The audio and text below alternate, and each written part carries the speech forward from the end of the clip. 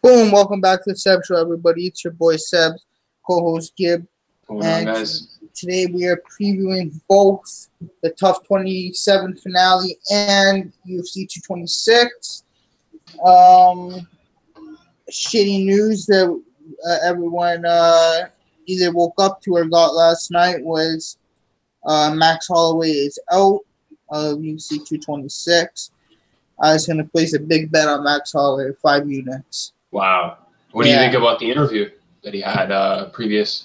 He needs to be taken out. Like he's having concussions. I'm surprised that they let him through the media day scheduled and let him go out of his camp. I'm not sure what happened in camp, but apparently he was having some problems, and it was rough to even get him into training for the next day. Even though it was said that he got a little bit better after the next day, but I mean, you don't want to fool with that kind of stuff. Yeah, for sure, man. You don't want to play around with that kind of stuff.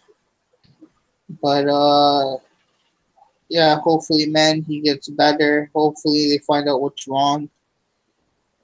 And yeah, man.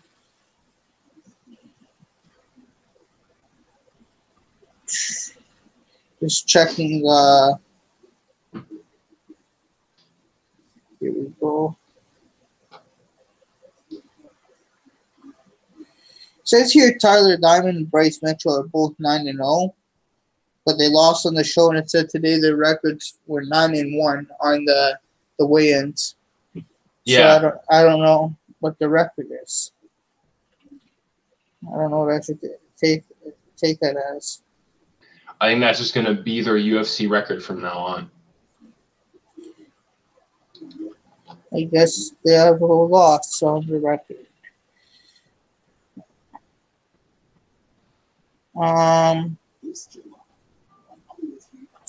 Okay, let's start the show, ladies and gentlemen. All right, so we're gonna go first with TUF 26 or TUF 27, and then we'll go into UFC 226. Gonna have some quick picks. Won't all be detailed, but as many as possible. Okay, so first fight of the night, we got Oscar Piota. Yep. Take on Gerald Meachart. And GM3, last time out was against Eric Spicy, I believe. Nasty knockout, body kick, and followed him up with some punches. Before that, he got knocked out pretty badly against Thiago Santos. But he has a bunch of finishes, man. He's a proven finisher. And Oscar Piota, undefeated, coming into this. Very nasty. He's got the vice grip. That's what his name stands for, vice or something in Polish. Yeah, Oscar. Yeah. No, not Oscar. Fucking Imago. Oh. Yeah. It stands for vice in Poland. So, I don't know. He's a nasty BJJ. He's like European BJJ champ.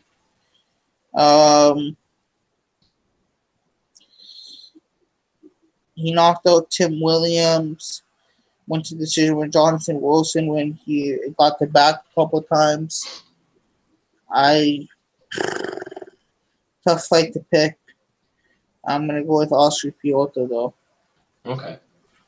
I mean, Gerald had some fierce groundwork by Spicely in the first round, but got over it and got that real nice kick to the body. I really like that middle kick that he uses from southpaw. Real good at locking up like a really nice shot right above the waist, right on the stomach or higher than that. He goes for leg kicks as well. I'd like to see him switch stances a little bit, see if he can maybe make that work out for him as well. Obviously, Oscar is pretty interesting as well. 5 subs and 5 TKOs, taking out Williams in less than 2 minutes.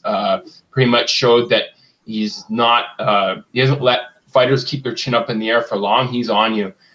Very erratic the way he moves his hands, but I think those go into his feints really well. I think Oscar has the advantage in this fight too. And they both have submission potential because Meerschaert has gotten some arm bars in the past. So it'll be interesting on wherever the fight goes, stand up or not. But I got Oscar in this one too. I think he's a little more fierce on the stand up and has harder punches. Is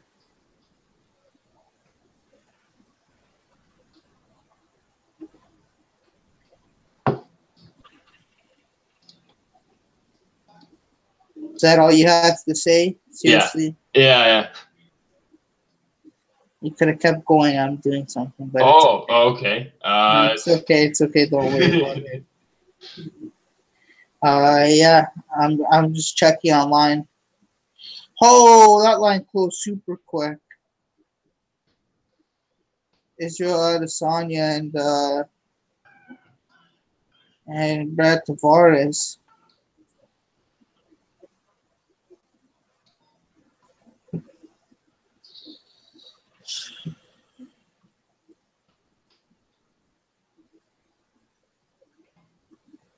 I won 2 units at plus 200 for over 3.5 rounds. I think this goes the distance. This fight? Fucking Meerschaert and no, it's your Adesanya and Brad Tavares. We'll get to that. It could. We'll get to that. But I think it goes the distance, and I can get a nasty line on it right now. Okay. Next up, we have Matt Bissett versus Steven Peterson. You want to take this one, Gib? Yeah. I'm a big fan of Steven Peterson after the Benito Lopez fight. I thought he really killed it on the Tuesday Night Fight series. The fact that he got taken out by Brandon Davis, a bit disheartening. But I mean, Steven Peterson has come back from tragedy before. He got knocked out in 2013 in Legacy Fighting and came back and kept fighting from the LFC and really proved his point there. Went on a really good winning streak. He's a submission guy as well. Gets really nice rear naked chokes. You don't want to give up your back to him.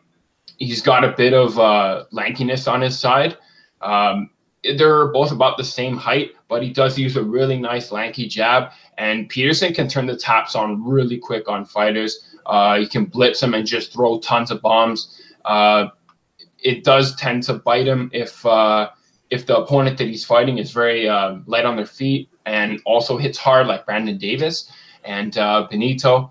But at the same time, Matt is not coming in unprepared either with a fight that was overturned during the Tuesday night fight series.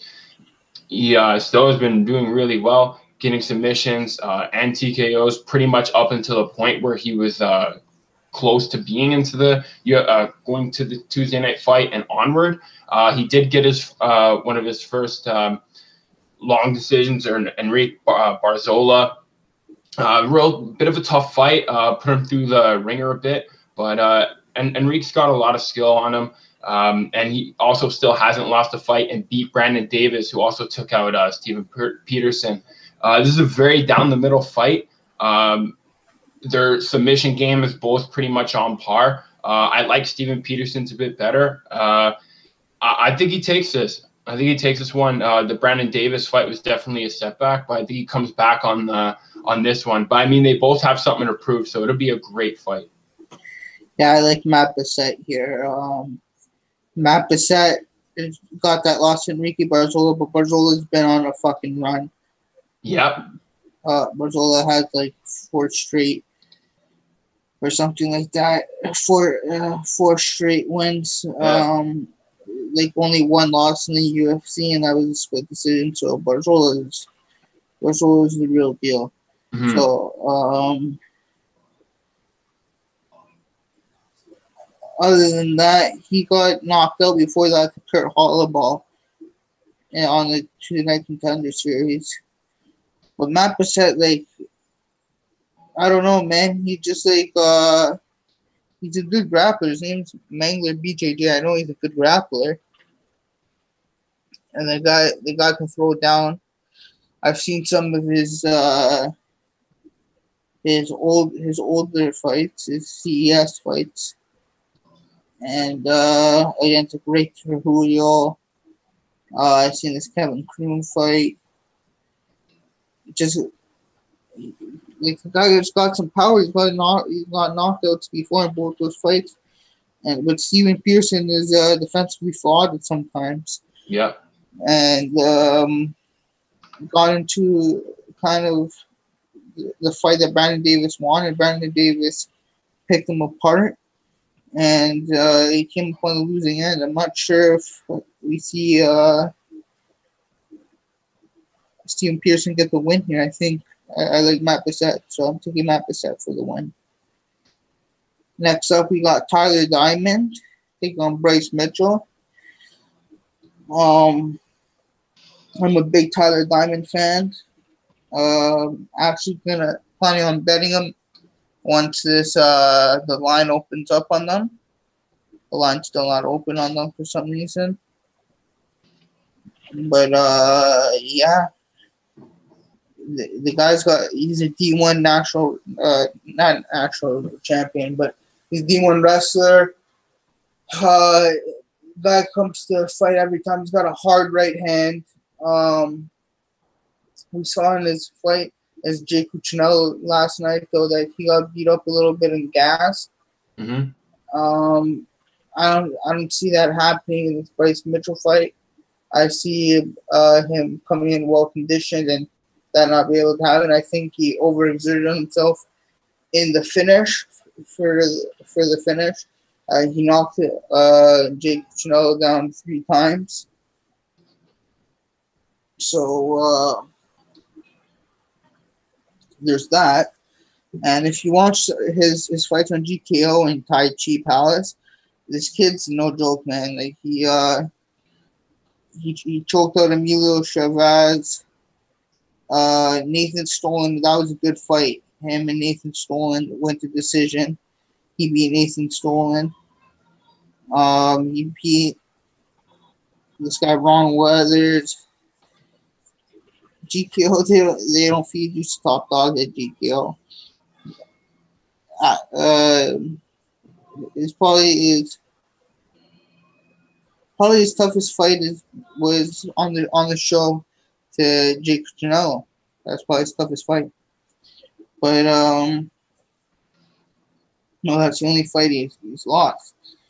And I don't know, man. I just think this guy is a special talent at wrestler. I think DC made a point in saying like he would always take him first on the team. I think that was that was pretty telling as well. But yeah, I like Tyler Diamond here because Bryce Mitchell is nasty. He's got some slick submissions, back takes. He's a ninja on the ground too, but I think he's going to be on his back a whole lot in this fight. I think Tyler Diamond's going to put him on his back quite a bit, and he's going to be able to get the job done. So I think I'm going with Tyler Diamond here. Not sure when the line will come out, but hopefully it's playable, and I got Tyler Diamond. I actually looked up Tyler Diamond, and he's training with guys like Andre Feely and Chad Mendez. Yeah, trains at Alpha now. So, he's got a great team behind him. He's really good at catching up to fighters. It's very hard to get away from him, especially with his heavy-handed strikes. 4 TKOs straight out of the gate when he started MMA. Beat Emilio Chavez by bulldog choke. I think that's what pretty much put him on the show. He likes to do side-to-side movement, and he's always out of range, but very selective about his overall strikes. When he goes for something big or when he goes for something small, make sure that he's in a good spot. And he's got good body hooks because of how subtle after tapping the front leg a few times. He likes to kind of tap the leg and then go for his high-paced takedown. Thug Nasty, on the other hand, submission specialist, very slick in getting to the floor and showing off his grappling. At times, he did seem smothered by Katana in that fight on the ground early, but Very clearly gets his gets the takedown skills and pressure on the fence. Snatches up the single legs really quickly. Has out of nowhere a high kick and great dirty boxing, some good knees. It could be a fight, like a back and forth fight. He does tend to stumble a little bit, so I think that's why Tyler Diamond kind of edges it out on the stand up, less stumbly. So yeah, I agree. I think Tyler Diamond has the advantage in this one. Yeah, I like Diamond this year as well, man. Next up, we got John Gunther versus Alex Zuniga. Just quickly, man, I don't think either of these guys are UFC caliber, but we'll see on tomorrow night if they are. But like from what I saw on the show, they weren't like UFC caliber as of yet. It's not one of the greatest fights I'm looking forward to, but I got John Gunther here via wrestling. I think he wrestles him to a decision. I like John Gunther's toughness. I think that shows in every fight, and he's able to get his wrestling done a lot of times. He's got a lot of heart. I'm not sure if you've seen his fight with Devontae Smith, but Devontae Smith shattered him with two really big knees, and Gunther just eats shots and comes forward. And if you're not ready, it's gonna be a problem. Once he gets guys on the fence, he can get a little grindy, but he's easily guillotined. He has his head in the wrong spot and was taken out pretty easy in the first round. Alan Zuniga, I like his boxing. To be honest with you, he stays in there, has a lot to display to people. He tried to get his leg kicks going with Giannetti fight, which was a good plan when he stands sideways, but he just couldn't land enough of the kicks. And I think he went to the head kicks a little too quickly when he went to mix up his boxing. He comes from a boxing family. Both his uncle and father were pro boxers, pretty high level champions. So he's got that in him, and he's really good at swarming people with combos. But I think John Gunther's real tough, and I think he'll be able to weather a lot of the storm that Allen comes in with. So I'd like to see Gunther win this too, but I still think it's close, and Allen might have the stand up if John's not tough enough. Next up, we got Louis. I don't know how to say his nickname in what order. I don't know if it's Violent Bob Ross Pena or if it's Louis Violent Bob Ross Pena. I don't know like which order to go in, but my boy Violent Bob Ross. I like that one the best. Yeah, taking on Richie Smullen. Let me start off with Richie Smullen. Richie Smullen trains out of SBG, Conor McGregor and stuff. Didn't look that good at the weigh-ins. Something, I don't know. Didn't look that good at the weigh-ins. And on the show, he had like lactic acid that like went into his bloodstream or something. Like he could have died or some shit. Like he got like super sick. Yeah. Yeah, but and he started like it looked like cramps, but it wasn't. Apparently, that's what like Louis Pena was saying. And then Pena like looked awesome on the show. Lots of body kicks, lots of teeps. Uses his teep very well. Nasty stand up. If you even watch him on the regional scene or on Valor fights, the kid's stand up is crazy, but his wrestling game is ridiculous as well. He's a really good wrestler. Mm-hmm. And he's got some good submissions as well with some long arms. He's 6'3", and he's got a super long reach. He's huge for the division. Absolutely monster. He's as big as James Vick.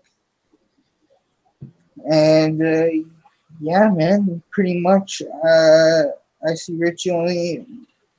Yeah, Richie's got those good leg locks and whatnot, but I think Louis is a good enough wrestler to stay away from that shit and keep it standing and pick them off, pick them apart, and get the job done. So I got 5 units on Louis Pena at my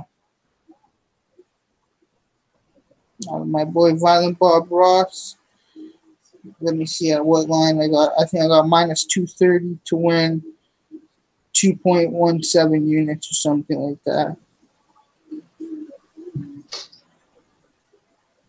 Oh, I Yeah, think that was right. no worries. I think Smolin has a bit of a long amateur fight history with 9 fights before his first MMA fight. I like that when people do take the time to get in there and get it in an amateur. He got 2 heel hooks in a row. Lots of sweet trouble when he gets a hold of you, and he can really get you up against the fence and put you up against a lot of different threats.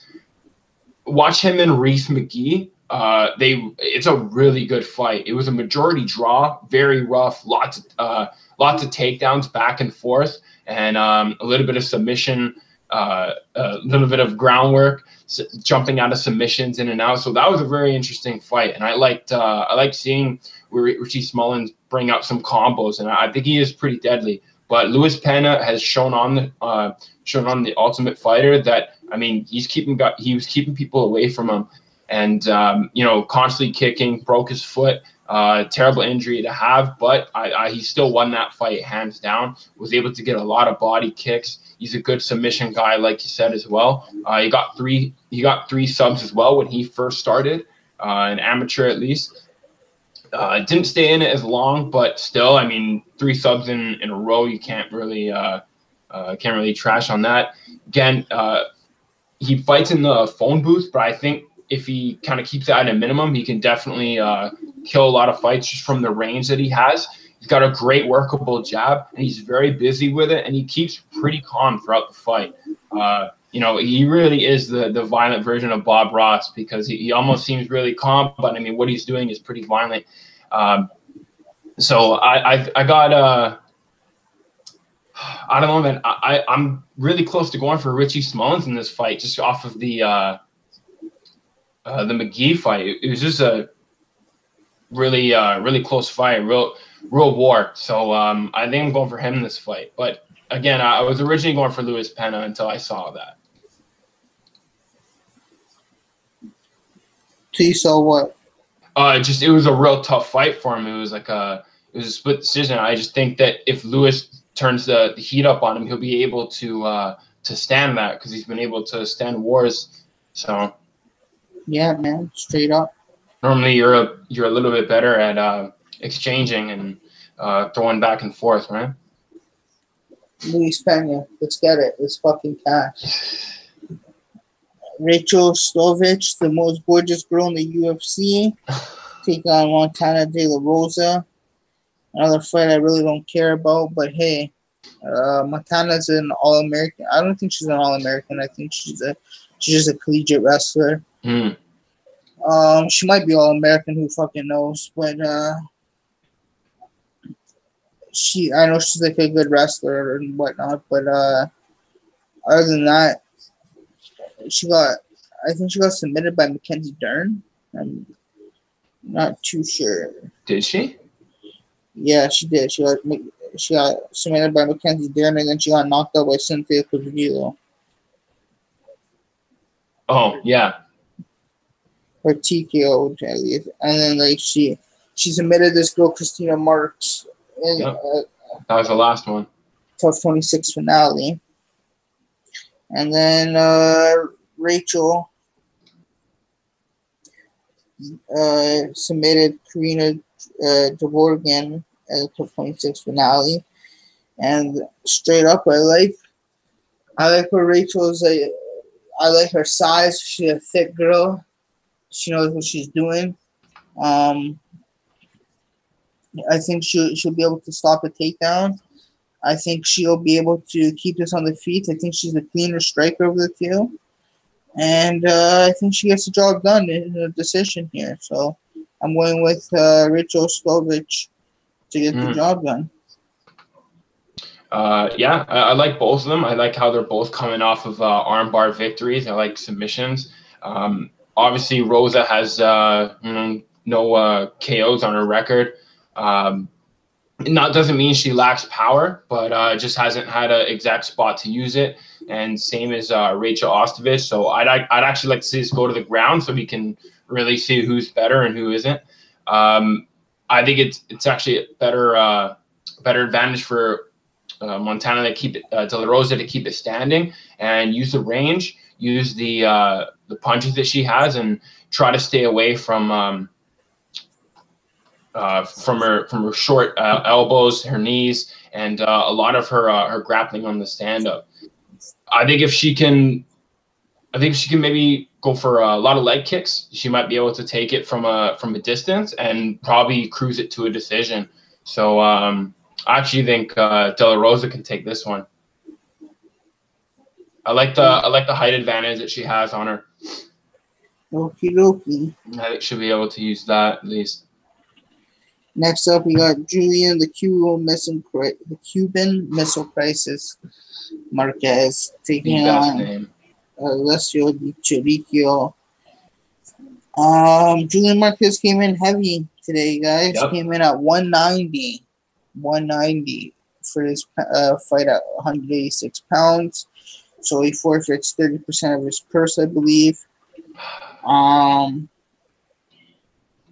So he's going to take a hit. But these fighters that's been coming,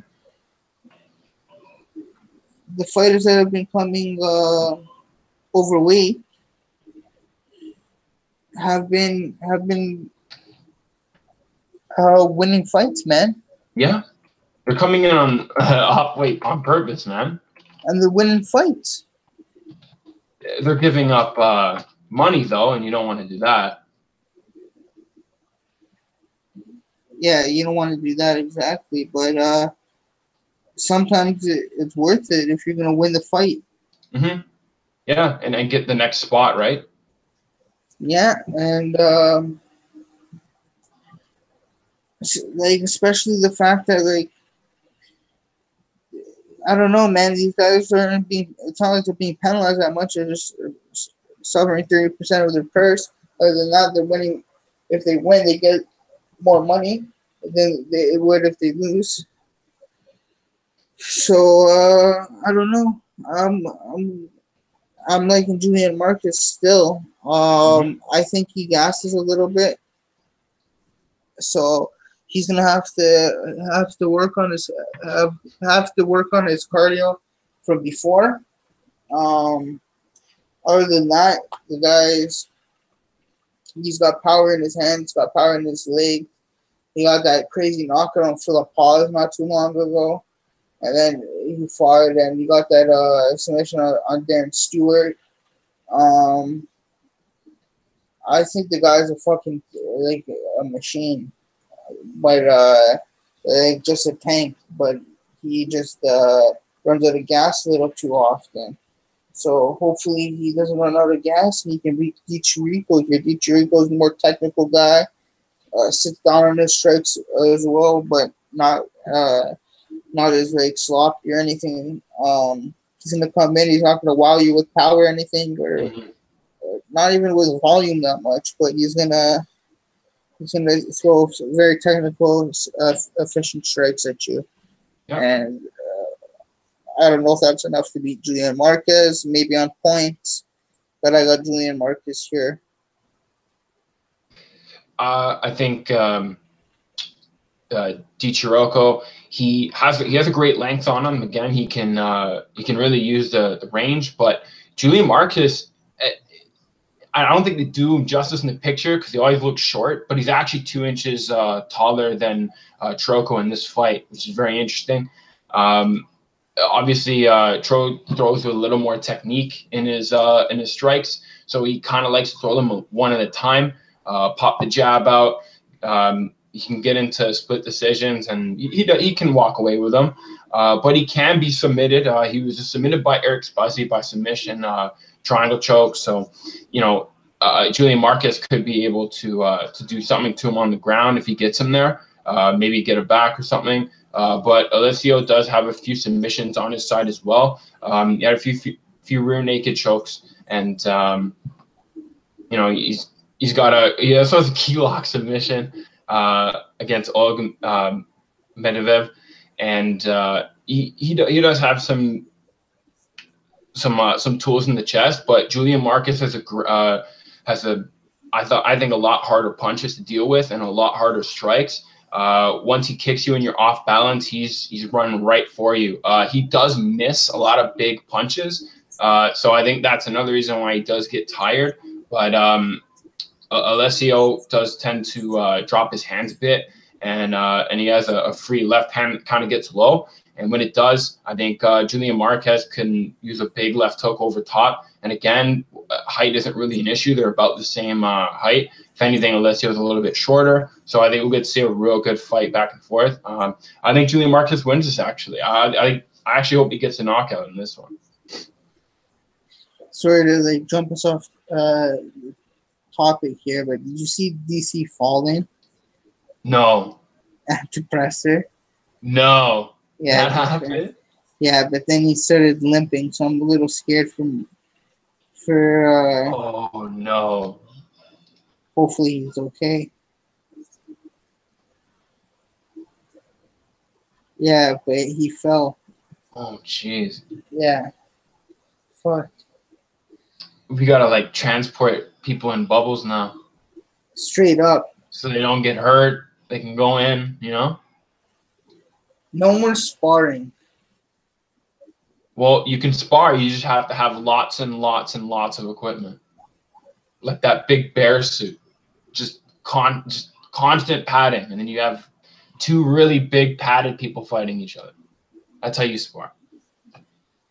No, just no sparring. Only pad work. Oh my goodness, are we skipping this fight? Roxanne Modafferi versus Barb Ponchak. I got Barb Ponchak winning. How about you? I think I got Barb in this one too. Roxanne's got some good technique, but Barb's got a better one. I think they fought earlier on, and Barb beat her by choke, right? Choke, yeah, choke. Rear naked choke, I believe. So I can see it actually ending in a stand-up fest, and Barb getting a knockout. She's got a great right hand, whereas Modafferi kind of shuffles around techniques that she likes and that has worked for her, and just has trouble with a few stumbles, and especially when she's not athletically as good as her opponent, she does tend to suffer. But she has a good mind on her, and she did go through 2 TUFs and got a lot of practice outside the UFC. So she's stuck with it, and I think that's something that a lot of people can take from, no matter where you're at. So I think Roxanne's a good fighter, at least, and I think it's like Happy Warrior versus Little Warrior or something. Because Barb Hancock's the Little Warrior, so I think that's kind of funny. I think Barb wins it still, though. Yeah, let's go Barb Ponchak. Next up, Alex Caceres taking on Martin Bravo. Caceres has a lot of good movement and shit, man. He's fucking. He does. Yeah, he's something. He's got some good movement and everything, but he doesn't know how to put everything together quite yet, I think. Martin Bravo is actually a decent wrestler, pretty good boxer. Was on the fence gonna bet him and stuff here because I do like fading Caceres, but hard one to pick. I do like Martin Bravo to edge it out here and get the decision, or to get the decision. We saw his last fight. He got knocked out pretty bad against Humberto Bandonai. And Caceres' last fight was against Juan Wong, I believe. Good fight. Yeah, it was all right. I thought Juan Wong, it wasn't. I didn't think it was a split.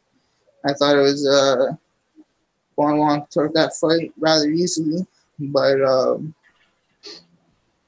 I can see whatever they said there. Okay, whatever. Yeah. But yeah. Before that, he beat Rolando Thai. Martin Bravo beating Claudio Puelch. And winning the TUF Latin America. This is a pretty tough fight to call, but I do lean with Martin Bravo here. I'm going with Martin Bravo. I agree. I think he didn't have a good chance to display his skills in that one fight. He got knocked out in 30 seconds by a crazy knee. I couldn't even predict that one, let's be honest. Some fights are just freak freak accidents. Good for the guy who won, but obviously terrible for Martin Bravo. I still think he's got multiple submission wins on him, so he's still deadly. Good rear naked chokes. He still has some KOs in there as well. Again, he's a tough winner, so these guys still have it in them, and they can kick ass. So this is definitely a fight for him to get right back on track and go into his next. But Alex Cazares, Bruce Leroy, he shows up, man. I mean, sometimes he does lose and he does get wrecked, but he is always jumping, always full of surprises. He got a nice side kick to the body. But that Wong Guan fight I thought was good. Yeah, it was a split. Maybe, yeah. I think Wang started to get him near the end as well. Cazares had to really pressure in there and use his experience that he's gained just through being in the UFC. But he beat an undefeated fighter who was doing okay. So I don't know. I mean, he only had one loss on him before the practically undefeated fighter before he fought him. So it was a tough fight, but I still think he made it close, and making a close fight with someone like that, I think is still big. And I actually think Bruce Leroy takes this one. I think he's got a lot of surprising skills, and it could be so surprising that it might even simulate that last knee that knocked out Martin Bravo if it's crazy enough. And, Bruce Leroy always tends to go for that kind of stuff. So I'd like to see that. Again, he's on thin ice. I think he's only beat Rolando Dai since the Guan Wang fight. So we'll see what happens. But I think it's going to be a close one. Yeah. Next up, we got Brad Katona versus Jay Cuccinello for the 145 featherweight title of The Ultimate Fighter 27. Brad Katona, great boxer. Was on the Canadian national team for boxing. Like Gibbs says, he likes to stay in the pocket a little bit, but I think he's a great boxer, man. I think he uses his slips and head movement very well, and he's able to crack. He's also got some nasty jiu-jitsu. He's very good all around. Yeah. He got some nasty jiu-jitsu. He choked out Bryce Mitchell on the show. Bryce Mitchell's a super tough out. And if you go watch his, the only thing that worries me is primarily a bantamweight. But in this fight, I don't think that matters as much. I think Jay Cuccinello, Jay Cuccinello's the first fight against Bryce Mitchell. You can see like he had a tough time with the grappling. I'm trying to get this guy's age. Yeah, I can't find his age anywhere. Yeah. I had a little trouble finding that. Yeah, I can't find his age anywhere. But it's also his NA, man. Like I was saying, Jake Cuccinello on the show choked out Bryce Mitchell, or got worn down by Bryce Mitchell, and pretty much shown that that's actually the common opponent. I didn't think of that, but that's their common opponent. But other than that, he comes back yesterday, fights Tyler Diamond, and he just outworks him and ends up finishing him in the third round. Which was much to my surprise. I would have thrown fucking 25 units on Tyler Diamond last night. I thought Tyler Diamond was going to kill him. But I was wrong. And now Brad Katona's facing Jake Cuccinello in the finals. But I do lean Brad Katona. I'm probably going to bet Brad Katona as well. I'm just going to watch a little bit more tape.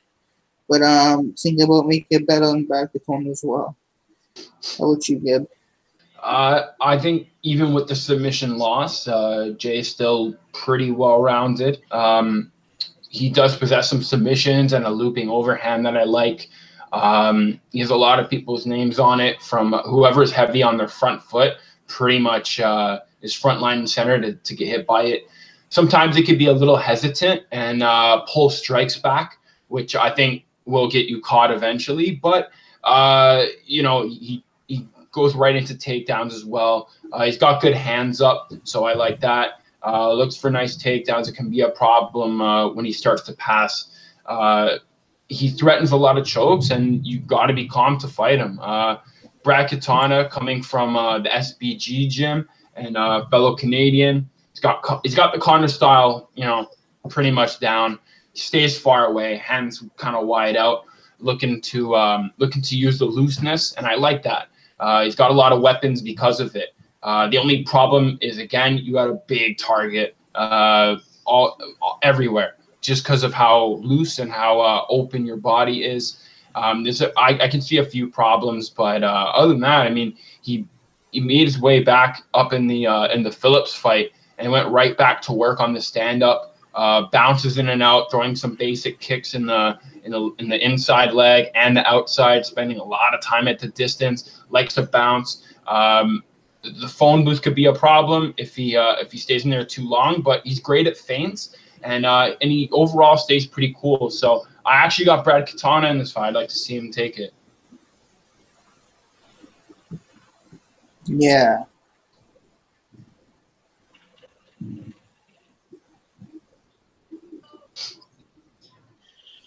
Brad Katana. Let's get it. Okay. I'm just sending a message here.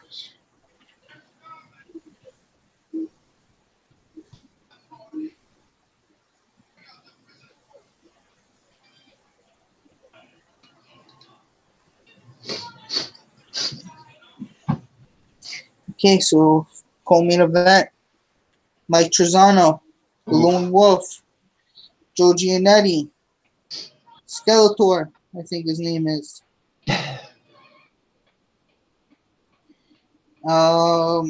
Trizano comes from Tiger Schulman's, man, where he trains with Jimmy Rivera, Shane Burgos, Julio Arce. Just a room full of killers. His striking is on point. He's a very good striker, very clean, crisp. He's gonna come at you with all kinds of different attacks. On the feet, he's gonna beat you up, and he's actually got some good ground and pound as well. He's got some good jiu-jitsu, good wrestling. Sorry, guys, but yeah, I think he's gonna be able to keep this fight standing, and he's gonna pick apart Joe Giannetti on the feet. Joe Giannetti is very good with that Darce choke. He's got long limbs and whatnot, and so he gets you in that Darce or Anaconda, and he chokes you out. And he's got a bunch of submissions on his record, but I think Trizano keeps us on the feet and gives him his first loss here. Trizano's also fighting up a weight class, so he's going to be able to go all 3 rounds hard. Same with Joe Giannetti for sure. Yeah. Giannetti probably will be able to go all 3 rounds hard as well. But I think this is going to be a great fight, man. I got Mike Trizano here. I got 3 units on him at plus 149 to win.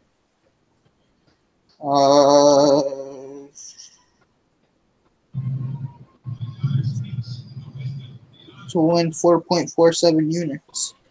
So let's go.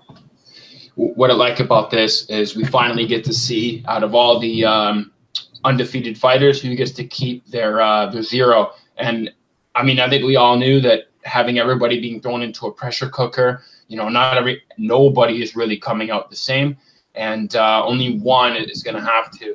And I think it was a bit of a sad season that was plagued with a few injuries, but I thought it was a lot of real good tough fighters, and they really showed that it was a tough season. And Joe's no joke, because when it comes to submission, he's really quick at wrapping up sneaky guillotines. If your attention isn't on the submission, he's got a lot of skills, very tough to handle if you're not ready to hustle out of the submissions. He picks his shots really nice. He's got a pretty nice jab, likes to throw it in your face as well. I'd like to see him go for a few more body shots. I think maybe he can use that against Trezano, but Trezano can also let the combos go if fighters sit there too long. Because Joe's really good at it, but so is Trezano, as you said. He really lets those combos fly too. Stands open arms apart, nice uppercuts, nice jabs, right into his leg kicks. He's hit by Clark a few times, but overall strong against the fence, being able to prevent pressure, but also put it right back as he did in the fight and on the show. He does some Khabib stuff. He does some Khabib stuff every now and then. If you go for a post on your hand, he's ready to push it away and keep punching. So, he took out Gunther. So, took out a tough fighter. And I think he could have finished that one a little sooner. I think he could have finished that one a little sooner since Joe was able to do it so quickly. But, it's close. I kind of got Mike Trezano too, though. I think he can rattle off the combinations just as nice as Joe, and for maybe even a little longer. Well, he's a cleaner striker over there too. Yeah. He's a cleaner striker, 100%. He's a more polished striker, the more technical striker over there too. Mm-hmm. Which brings us to our next fight: Israel Adesanya, Brad Tavares. I'm gonna let you take the main event. All right. Again, I really like this fight because I liked Israel Adesanya. He's a style bender. I mean, this guy came into the UFC all KOs. I think he only lost one amateur fight that went 3 rounds. Marvin Vittori was one of the second people to take him into a decision, and one of the first to give him a split decision victory. Now, that fight was a little questionable. I thought Vittori was very, very close, and it could have went south for the style bender, but he was able to stay up and land a lot of very impressive strikes. I mean, this guy is a Swiss Army knife of kicks, punches, and strikes that he can use against you. His submission game is non-existent. I mean, if it is there, it's only really to get out of things and then go right back to his bread and butter striking. But I mean, once he gets dragged down or has pressure on the fence, it's a difficult fight for him, and it's an uphill battle. And Brad Tavares makes every fight an uphill battle. The Jotko fight was great. I was able to TKO him in the second round. He puts a lot of pressure on you. Tavares constantly shoots forward. He doesn't exactly come at you with lots of volume, but he can crack. And I can tell that fighters who do kind of mangle in with him, they feel 1 or 2 shots and, they back up very abruptly. This guy got to fight Robert Whittaker before he got the belt, even Yoel Romero. So, this guy has fought some high-level competition. And I think Adesanya is going to be at a bit of his mercy in terms of experience and in terms of just not being able to put him in such danger, because Brad has that ground game. And we all know that, Stylebender does have a few flaws with him. Now, you kind of have to be able to stand just to pull it off, and Brad definitely can do that. It's a question is if he gets tagged too many times early, or let Stylebender get into that rhythm. I mean, you're done. He puts you in the matrix, and he just starts pulling back on kicks that go right over his nose.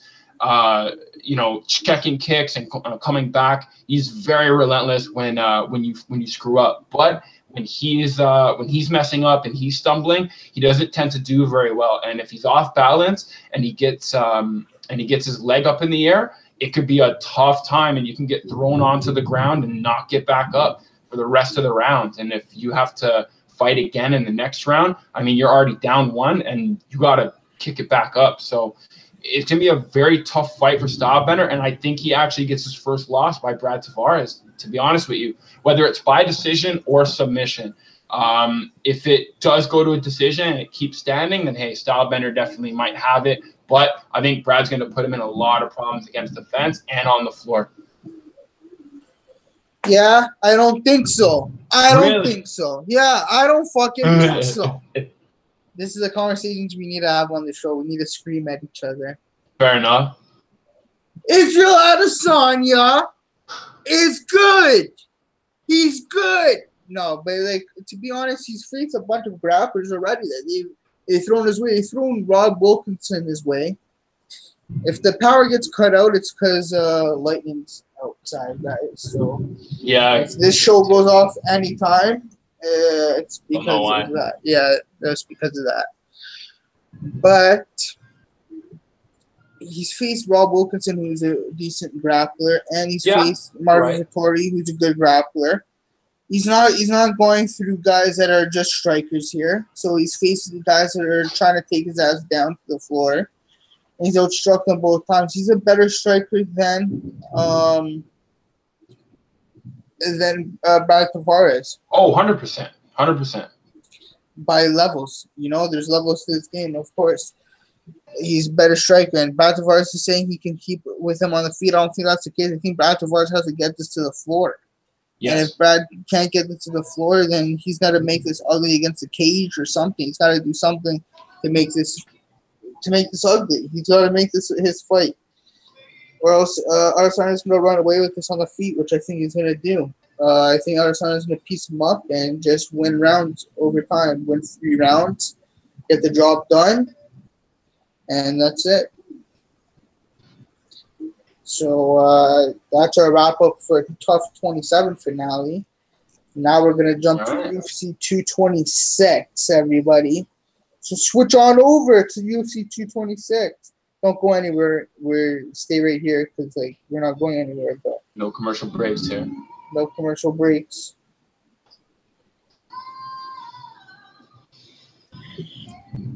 Okay. There's only 11 fights this, because fucking, whatchamacallit, because of Max Holloway. Yeah. I thought there was 13 on the card, though. I guess I was wrong. Okay, so first up, Emily Whitmire versus Jamie Moyle. I'm picking Jamie Moyle. I think she's a better grappler here, trains with a better team. Emily Whitmire trains at I believe, Team Couture. Jamie Moyle, I believe, Team Alpha Male now. I think she's a Team Alpha Male product. But, let me check. I'm pretty sure she's a Team Alpha Male product. Yeah, let's just say she is. And lost her last fight against Viviane Pereira. Yeah. Emily Whitmire, I believe.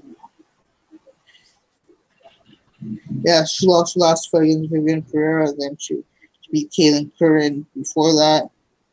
Emily Whitmire lost against Jillian Robertson. That nasty armbar that Jillian Robertson threw up.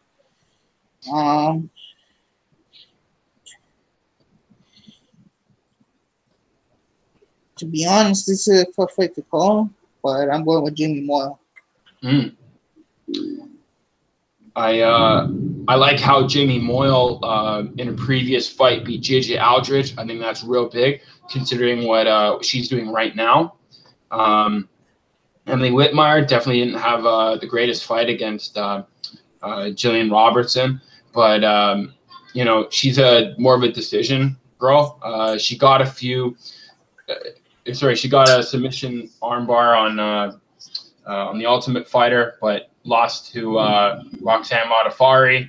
It's a little bit questionable. I got Jamie Moyle to take this too, even with the loss over ABC Cooper. I still thought that she was able to stand with a big puncher, so it proved something. And she can at least get decisions. So we'll see what happens. She's got submission potential as well. I think she beats Whitmire. Jackson's on the podcast, everybody. Say hi to Jackson. Yeah, everybody. All the fans. Yeah.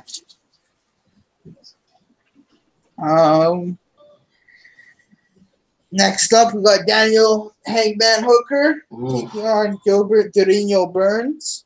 Jeez. And I like the Hangman. Really? Yeah. Don't leave your neck hanging around the Hangman. Oh. Don't leave your neck hanging around the Hangman. I might have to leave it hanging on this one. Never. This is a guy who's a great striker overall. Times his knees to perfection. Such a good boxer. Great at kickboxing. Mm-hmm. Gilbert Durino is a very wild striker on the feet. Very sloppy, not technical at all. And I think this stays on the feet, man. So I think Gilbert Durino is going to have a tough time taking down Dan the Hangman Hooker. I think Hangman holds his hands a little low, ready for that takedown. And, you know, he's a big boy. He gets that takedown defense going. And I think he clips Gilbert Durino Burns, puts him to sleep. What really impresses me, and I'm gonna bet him as well. Just letting everybody know, I'm gonna bet him as well. Just waiting for that line to get a little bit nicer. Waiting for some things to come to fruition on TUF 27 finale, and then all things will go.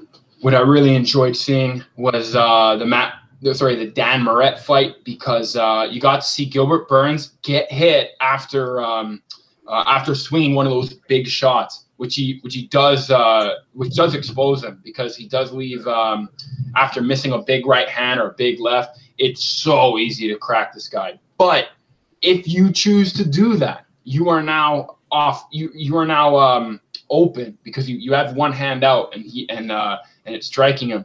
But Gilbert Burns comes right back. Dan Moret tried to open up on a combination after Gilbert Burns missed, and he actually tagged Gilbert Burns a few times, but he just wasn't ready to get hit back. And Gilbert Burns was right on top, just throwing punches right back at him. And going into the second round, was able to put more pressure on him. I think he got a takedown right before the round one ended. They went into the second round and just went off, really turned the water on, and just threw bombs. He's very deadly puncher. Dan Hooker, way better on the stand-up, I'll give you that. And he's got some submission potential too. He'll be able to definitely prevent a lot of the takedowns. But I still think Gilbert Burns throws aggressively, and someone's going down in this fight. I think someone's going to get cracked, whether it's Gilbert Burns or Dan Hooker. That coin's up in the air, but I actually think Gilbert Burns takes this. I think he's really ferocious. Dan Hooker is too, don't get me wrong. He got a great knee over Jim Miller, and Jim Miller doesn't, he still fights. I mean, he still gets decisions, and he still got Lyme disease, but you better be ready for a scrap, because Jim Miller's ready to go. And I think Dan Hooker, again, he's got great submission potential too. Amazing knees, and he's got great elbows too, super sharp. So again, he's got more weapons on the stand-up. It's just, I think that Gilbert Burns catches him with some big fireworks shot, and we're gonna see a war, and then whoever wins that pretty much wins the fight off the exchanges. I got Gilbert Burns in this one. The sky looks insane right now. Oh yeah. That is crazy, man. I wish everyone can see what's going on outside. I just saw some flickering. Oh, yeah. Out there. The sky looks insane right now. But I don't know how you're going with Gilbert Burns. Yeah, man.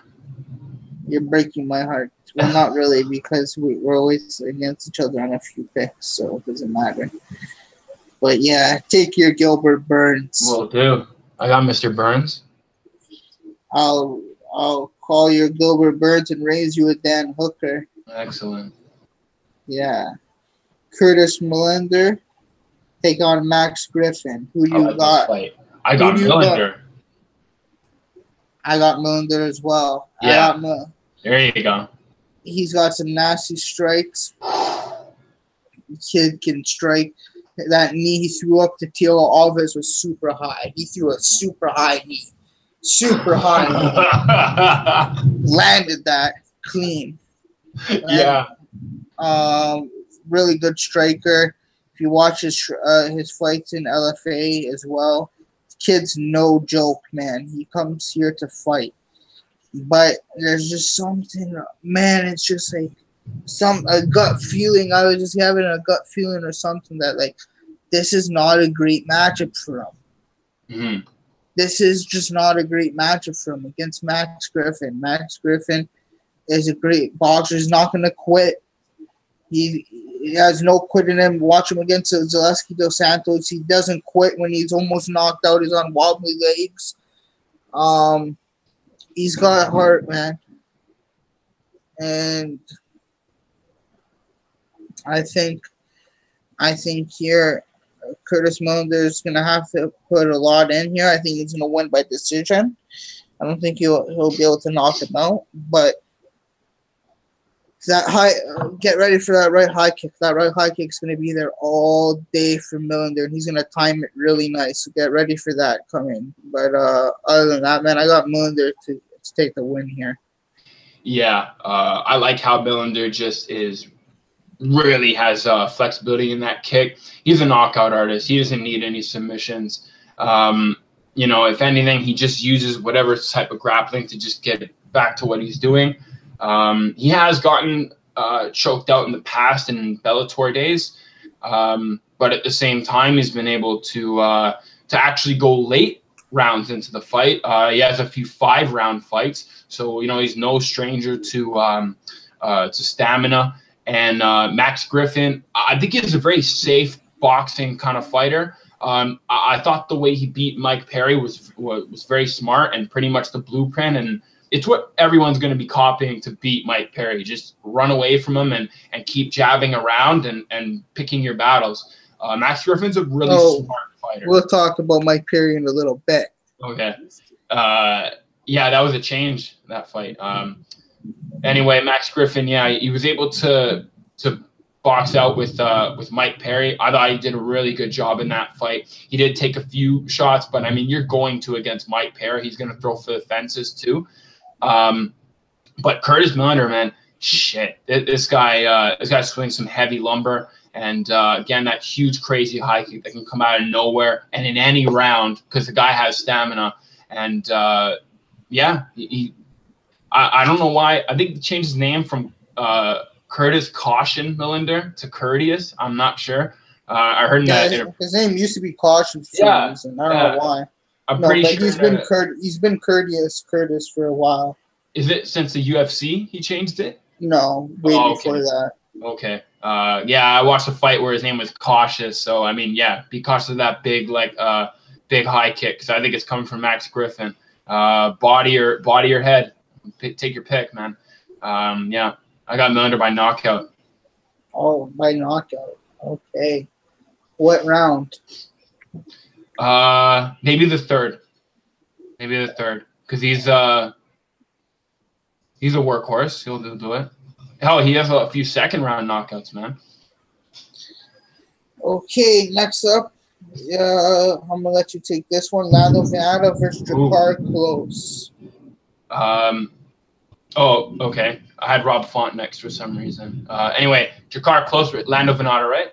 Yep. Yeah. Lando, I mean, he could possess that weird little move that gets through Jakar Close's defenses because Jakar has a great game plan. He's the king of close decisions. He's great at getting to them, and I think he's really smart at how he plays it off. He even has some submission potential. He's been able to get out of a few submissions. Against Mark Diakese, he was able to get out of a few leg lock, a real bad knee bar or something.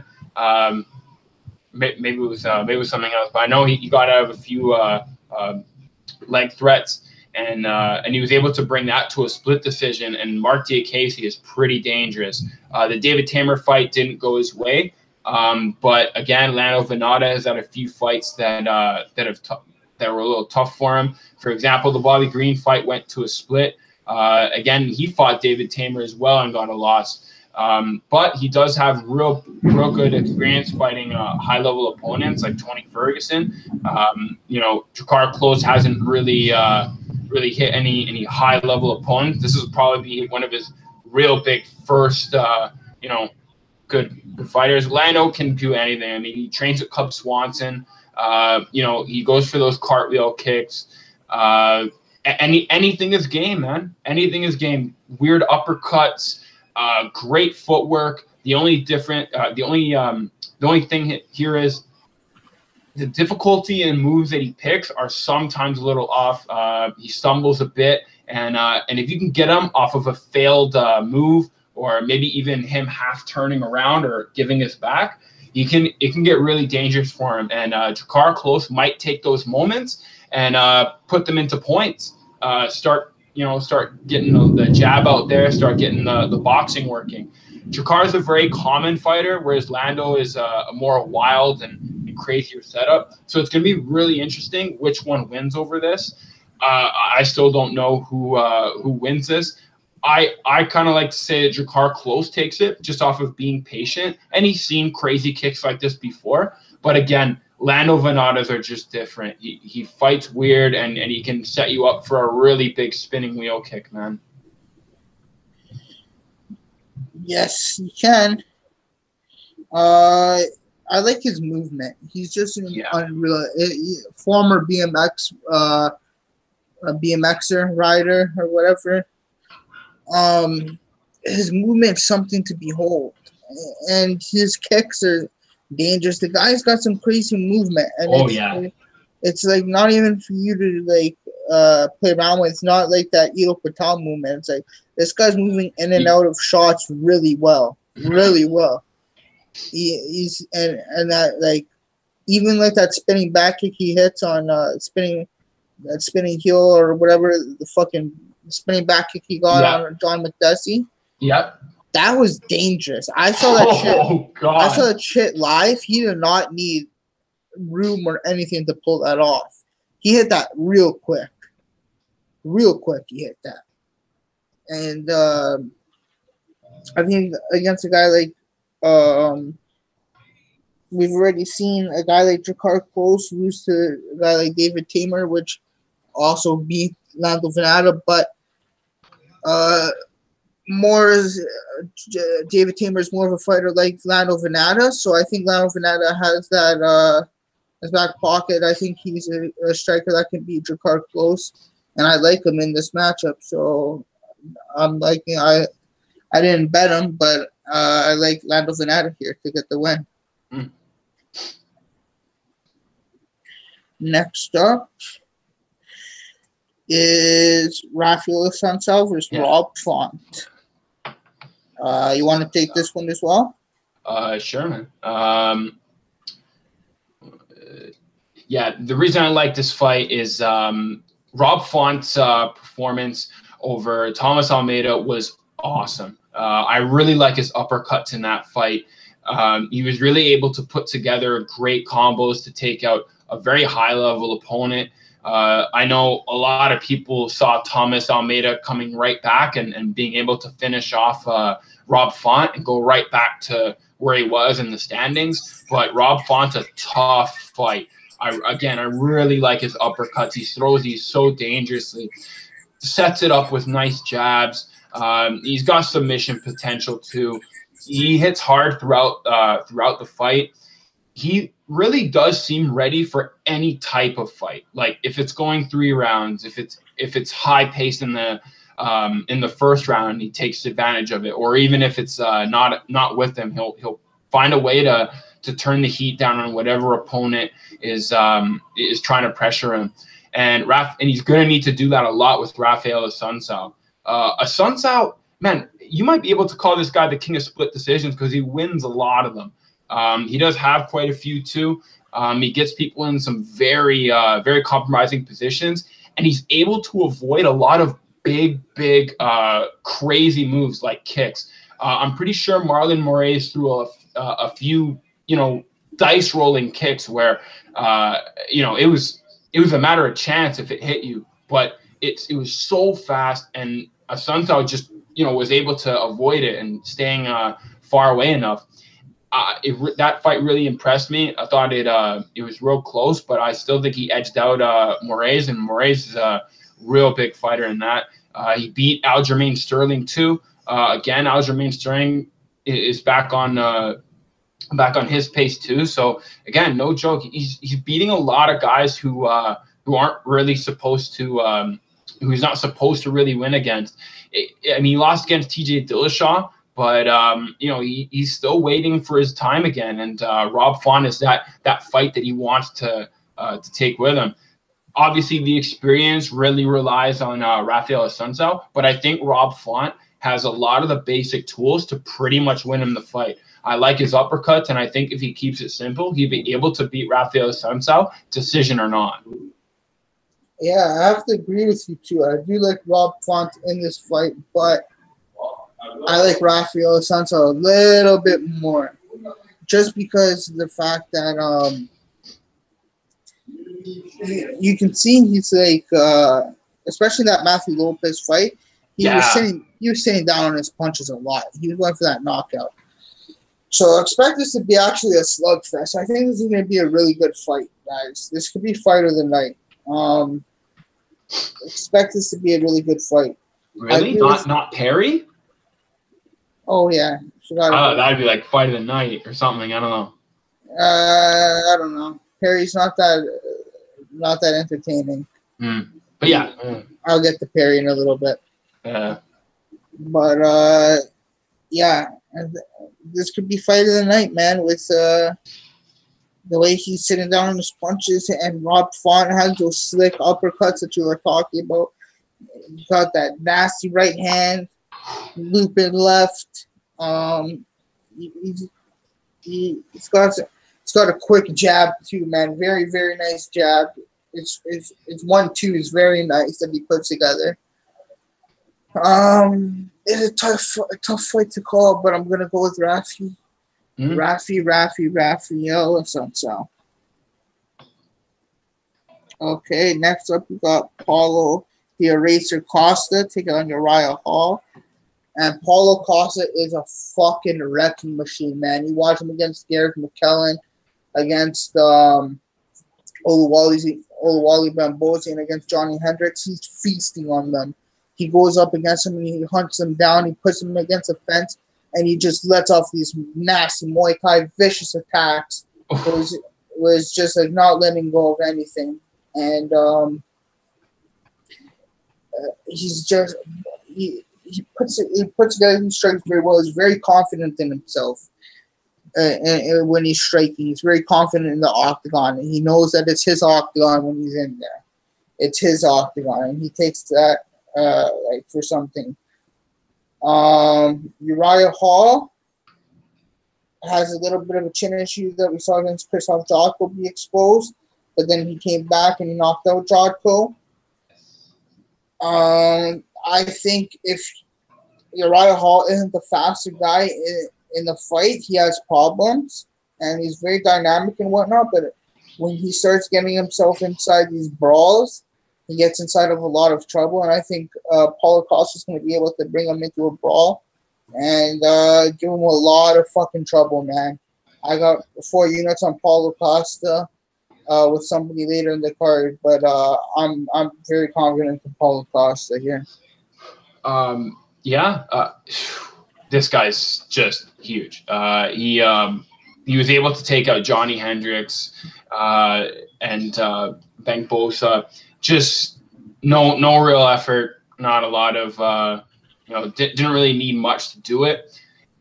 I haven't really seen much submission on him. He got one real early in his career before the UFC. I'm sure he could do it again. Just waiting for another one. He's got a little bit of everything. He's got a strong jab, strong right hand, good left kick, and he's got that build as well on him. He's got a lot of deep punches that that push. He pushes people to the fence with his punches and kicks as well. Uriah Hall has a wheelhouse of moves. Just at his disposal. The thing is, his stamina is very questionable, so a lot of those moves tend to go away as the fight progresses. But when he gets knocked down, he all of a sudden gets a extremely weird burst of energy, and the next strike that this guy can put out is like Maidana levels, because Marcos Maidana, you see him get knocked down in boxing, he gets right back up, starts throwing bombs on you. And Uriah Hall is the exact same way. If this guy goes down, comes back up, and you think that you're going to chase him, you're going to walk right into a spinning kick or some crazy knee. I was a real big fan of Uriah Hall off when he won the TUF season. It was very difficult for him to pick back up after having a few losses. He would get a few wins again, then have a loss. Very rough, but at the same time, when he took out Gegard Mousasi, I thought it was a real big fight. He had fought with some of the bigger guys in the division, like Robert Whitaker and Brunson, and then Mousasi again. Obviously, Jotko knocked him down, and he got right back up and got the TKO. So, again, Rahal is very questionable, but he can also end the fight with one thing. One real big focused one strike kick, whether it's a spin or a backhand or a knee. And I just think that unpredictability is worth betting on. So, hey, and Uriah Hall, I'm taking him. Now Uriah Hall on this one. Are you fucking kidding me? I say he takes out the Brazilian Hulk. How? With a spinning kick after being knocked down. I want to end this podcast, guys. You think he's going to get knocked down? He's going to get up. And go for some crazy spinning kick. Oh, my goodness. He might die. Okay. Whatever you say, Gib. Next up, we enter the main card. My boy, the Turkish Tyson. 2.0 upgraded. The Rebel. Gokhan Saki. Taking on Khalil Roundtree. So a little, if you do a little investigating, Khalil's been sounding a little bit weird in these interviews. He sounds a little bit like he's afraid of Saki. And Saki's he's not ready for this. He's saying he's nervous, but he feels calm. I don't know what the fuck he's saying, man. He's saying a lot of shit. But Saki, there's not much tape to go on this guy off of. You have the one fight of the Luis Enrique fight where he puts together combos in that. He's nasty and everything, and boom, he's on his back foot, knocks him out. But you see he gets tired. But why does he get tired? He's grappling. Okay, so if he's not grappling in a fight, in a striking fight, this is essentially a kickboxing match with 4-ounce gloves on. That's what you're telling me. Against a kickboxing legend, a K1 legend, Glory, And what do you have here? You have my boy Gokhan Saki taking on Khalil Roundtree in a kickboxing match. Okay, so, well, not a kickboxing match, but you guys get the gist of the point here. Until it gets to the ground, it's a kickboxing match. Well, yeah, pretty much. And I don't think it's getting to the ground. So I got, just for that reason alone, you should be super confident in Gokhan Saki. But I think it's a cleaner strike. He's going to land the harder strikes of the two. He's going to land the harder strikes of the two. He might not have more harder strikes of the two, but he's going to land the harder strikes of the two. And he's going to be able to put one on Khalil's fucking chin, and I think he's going to make him quit. I think he's going to fold him over and beat the fuck out of Khalil. So I got 5 units on Gokhan Saki at -149 to win 3.35 units. Let's go. Yeah, this is my personal favorite fight of the card. I'm a big fan of Gokhan Saki. Love his combinations. Super dangerous. Extremely deserving. of the Turkish Tyson or the Rebel, whatever you want to call him. This guy's knockout against Henrique da Silva looked beautiful because not only that, but he took a shot right before he let out that monster right hand. Gokhan Saki has fought guys like Tyrone Sponge in the finals of a K1 fight. Alistair Overeem, I think he lost that one, but I mean he's fought I think over 80-something fights. 80-something. I have to check on the exact number, but I know it's like 86 or 85 or some shit. But Gokhan Saki's just full of experience and all in kickboxing. So again, like you have the ground game and against the fence where he might start falling apart. But again, if you're standing, you have to worry about these strikes, and he can come and unleash a uppercut, some crazy hook to the body, and you're done. Every one of his punches thud and kicks kind of thud and rock you back. He's not used to those 5-minute rounds. I think it's going to take a little bit longer than just 2 fights to get used to them. But hopefully he does and starts to really mix in some cool shit. I mean, he might be able to defend a few takedowns. I don't think Khalil Roundtree is going for very many. He's not much of a submission guy. He does throw some heavy lumber. He fought the Lord. I really like that fight. He was able to bounce the Lord's head off a few times with a big right hand. He's nothing. Oh, he was hitting some good shots in that fight, I thought. He definitely got tired. He got way too tired. And he was getting fucked up. But he was landing a really big shot still every now and then. Nah, I don't know about landing. He was throwing them. Obviously, Paul Craig got the knockout from him. But he's more of a submission guy, so it was to be expected. And he was walking through Daniel Jolly as well before that fight. And he does possess some good knockout power, and he's one of those guys who likes to sit and wait and pick his punches. But if you're going to sit and wait against Gokhan Saki, you're giving the man way too much time because he's just going to devise some sort of scary combination that's going to put you on the floor. And I think Gokhan Saki takes this one again by knockout. I hope this guy fights for the title at some point. Yeah. Next fight, please. Next fight, Anthony Pettis versus Mike Chiesa.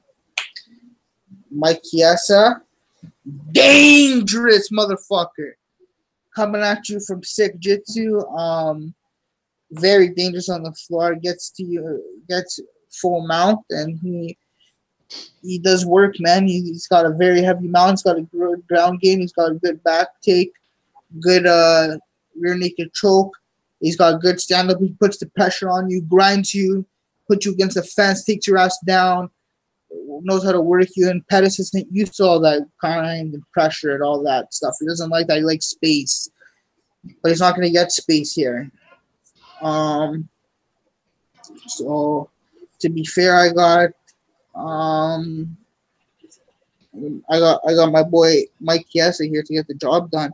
I think Anthony Pettis is a little bit past his prime. Yeah. And I think it's his time's over. So I got 4 units on Mike Chiesa at minus 152, I believe, to win. Let me see.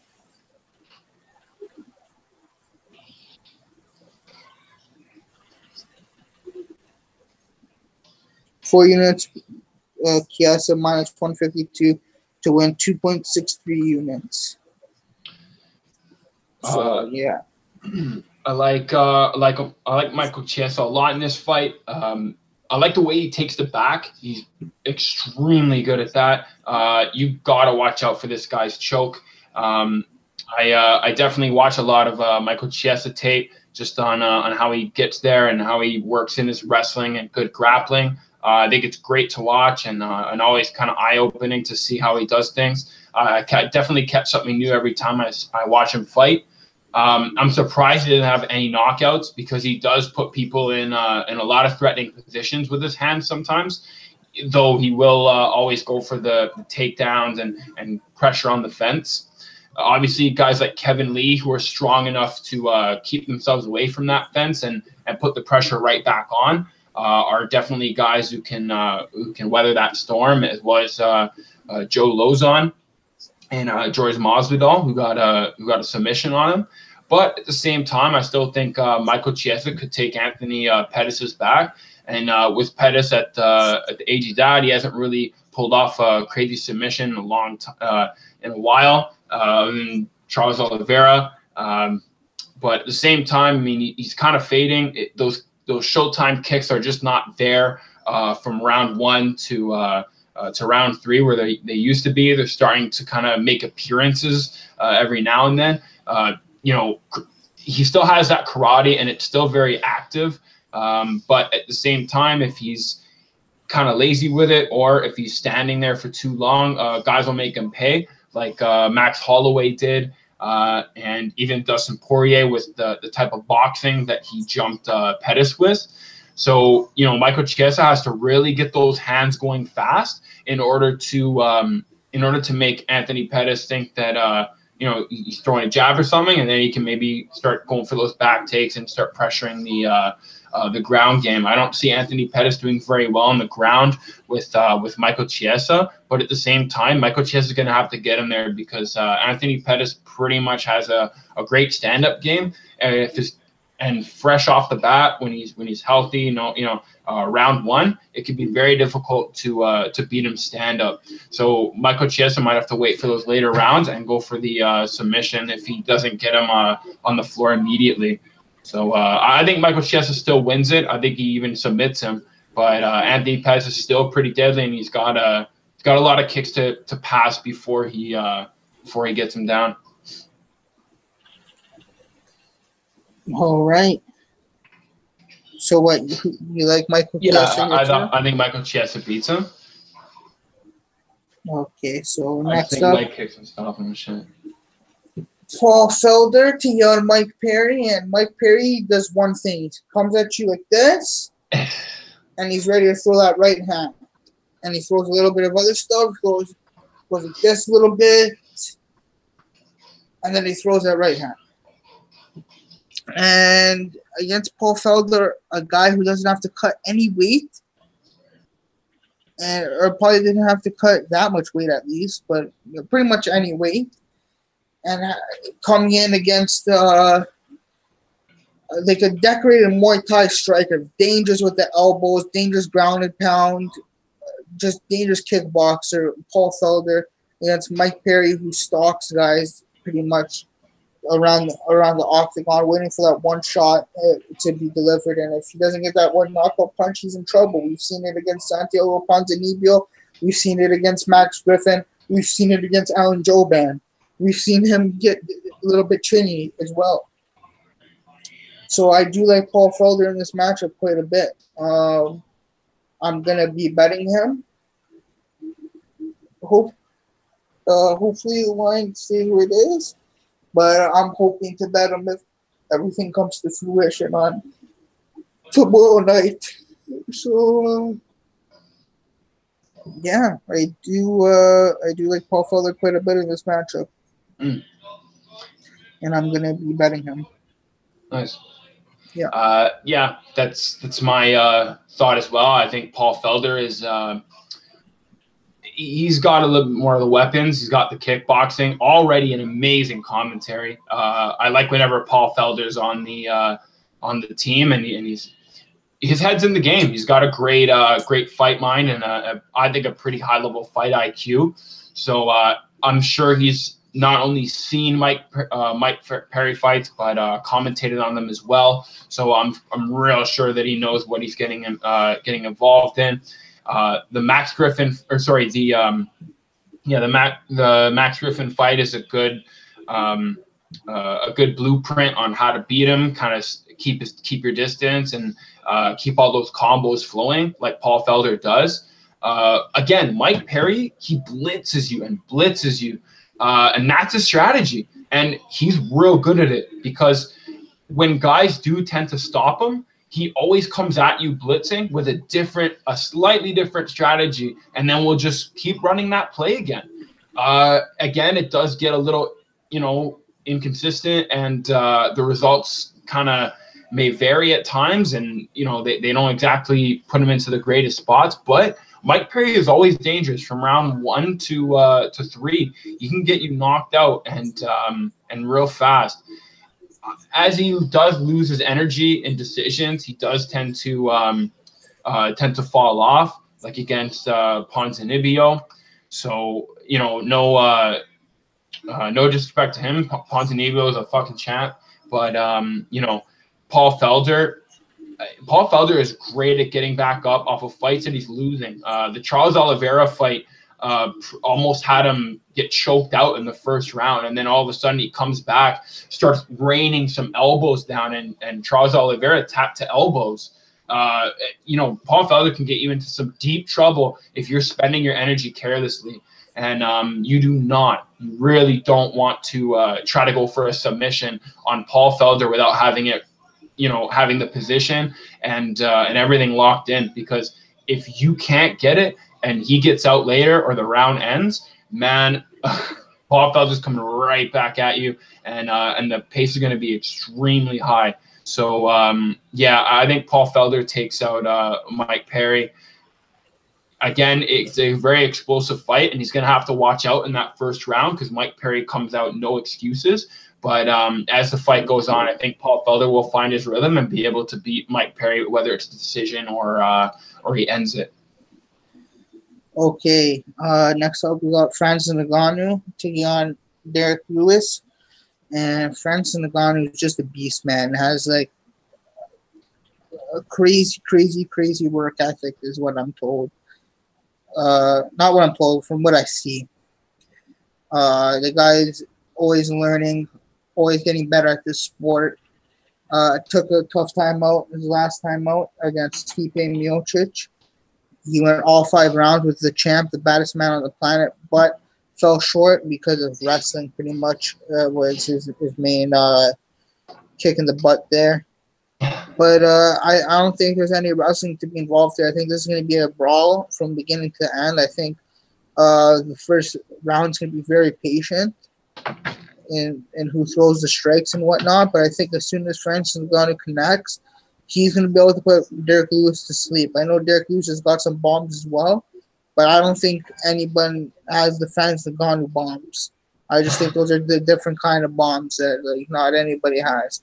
But Francis Ngannou, I think he has a better footwork. He's going to be the cleaner striker of the two. He's going to be the faster striker, the stronger striker, and I think he's the better striker of the two.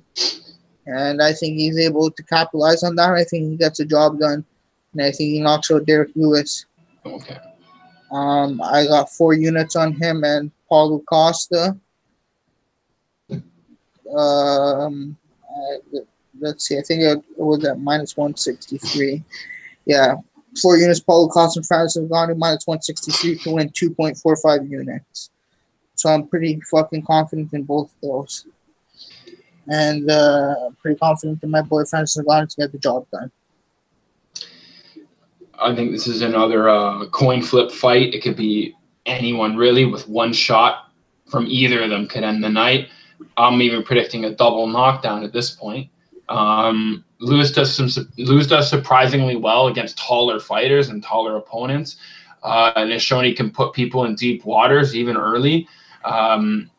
During the Tybura fight, Lewis was able to survive a pretty much ground onslaught war and almost being choked out at one point in the second round. But Lewis stood back up and with low hands able to walk Tybura into some big shots, big right hand, decent takedown defense. I just like how he's exactly like King Hippo from Punch Out. He throws the exact same punches, and what I like is when he throws his big left hook, guys bounce off of that punch, like their head bounces off, and as they bounce, he hits them with another right hand. It's ridiculous, and you could tell he's used to doing that, just kind of throwing guys into shots.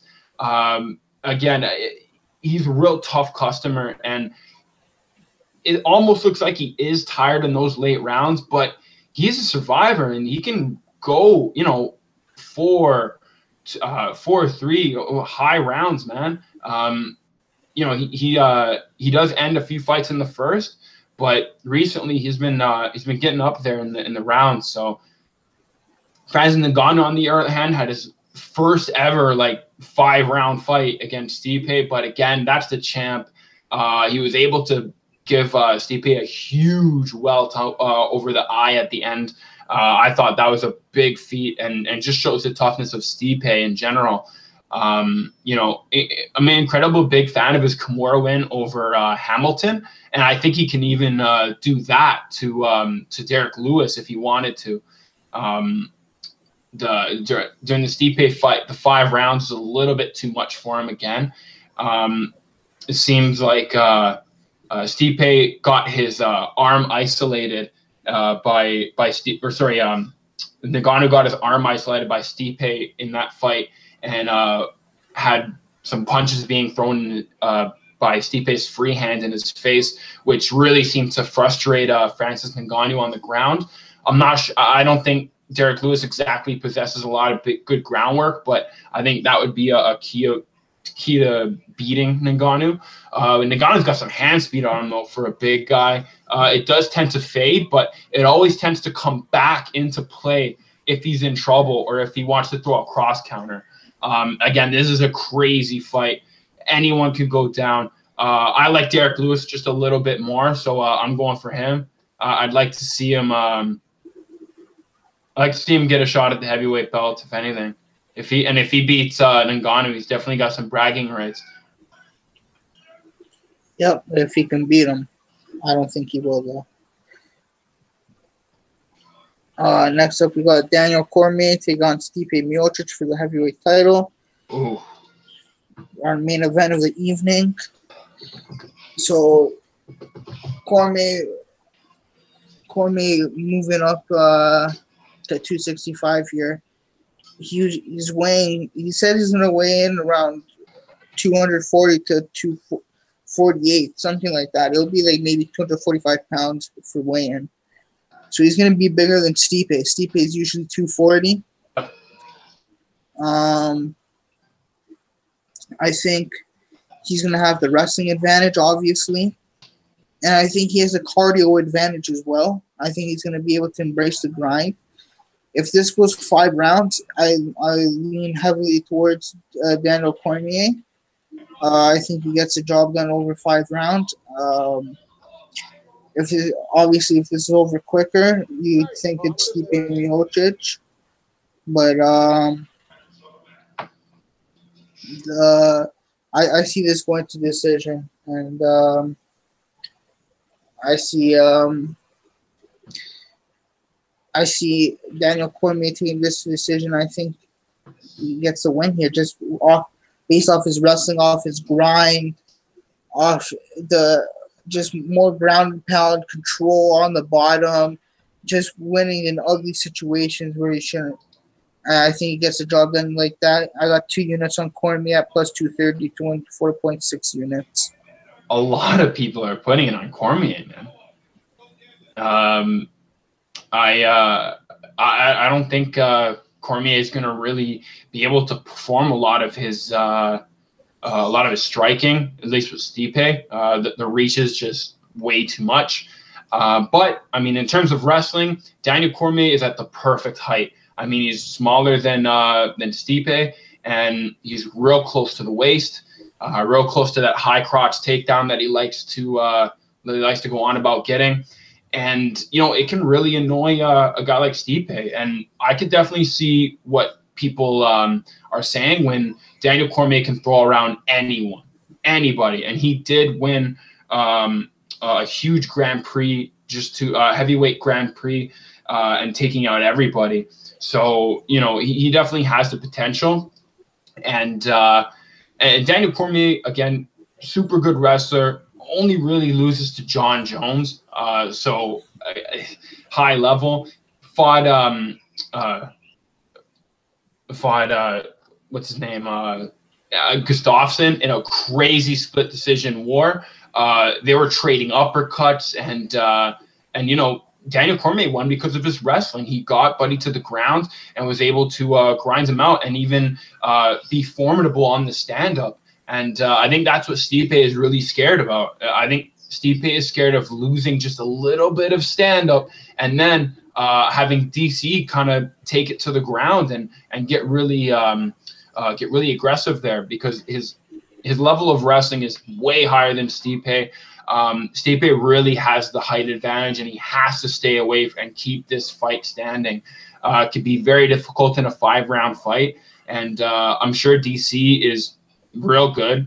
The fact that he can eat and he doesn't really have to worry about weight management, so he's definitely feeling great. I can see him fighting at this weight a little bit more after this fight too. Stipe's got some great boxing. His wrestling's definitely a little lower than DC's, but he does have it and he does possess it. He was able to use it to take down Francis Ngannou and give him a lot of problems early, taking out guys like Alistair Overeem. The only difference with that one is Alistair Overeem almost got a guillotine during that fight. And I think that if the positions were reversed and Daniel Cormier had that guillotine, Stipe would not survive. There's no way Daniel Cormier would screw up a submission, especially against Stipe, which makes him extremely dangerous in this fight. I can see why everyone's putting their money on DC, but I still go for Stipe because he's used to that heavy weight class. He's got a huge big right hand. He's got great boxing, and I just don't think Daniel Cormier can battle that. He needs both feet on the ground. He can't really kick. If he does go for kicks, he's going to be off balance, and he doesn't want to trade kicks with Stipe. So I say Stipe wins it if he stays far away and beats him up and hopefully gets it to a decision. But if he gets caught by getting too close to the fence or being ripped down or being put on the floor, it can be real rough, and Daniel Cormier can pretty much have his way from there. I got Stipe though. Boo. Daniel Cormier all day. I see what you mean though. And by the way, I just watched that video of where he falls. So that didn't exactly give me a lot of confidence when I saw him limping off. Oh, he wasn't even limping. He was okay. He was walking a little slow. He's okay. He's fine. A little sluggish. He's fine. Okay. So that's that for TUF 27 finale and UFC 226. Hope everyone liked the show, breakdown, bets, predictions, all that. Let's cash this weekend, guys. Let's get it. Let's get it. Let's go. See you next week.